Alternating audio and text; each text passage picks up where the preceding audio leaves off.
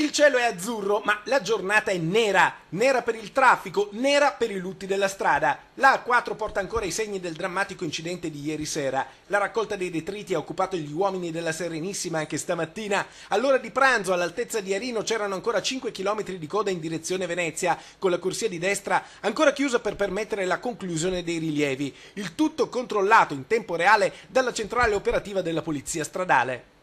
La società autostradale sta terminando i lavori di ripristino della sede stradale interessata dall'incidente di ieri e ci sono dei rallentamenti nel punto di restringimento della strada.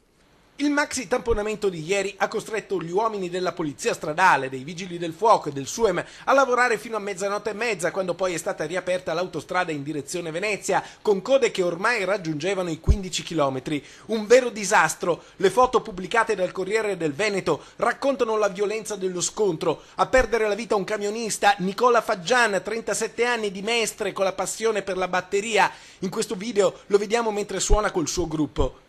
L'incidente è avvenuto all'altezza di Arino, nel Veneziano, tra 3 camion, un'auto e un'autocisterna che trasportava liquido refrigerante altamente infiammabile che si è rovesciato sull'asfalto. Liquido infiammabile con anche rischio di elevato incidenza di infiammabilità, ma fortunatamente questi problemi non ci sono stati, però questo chiaramente ha imposto delle particolari cautele agli operatori, vigili del fuoco e a tutti i presenti.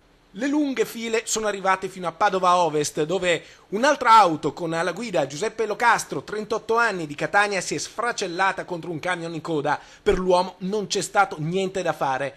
Oggi ancora traffico intenso in direzione del mare. In questo giugno, dal tempo instabile, la giornata di sole è stata colta al volo da migliaia di veneti che hanno preso l'auto e hanno raggiunto la costa.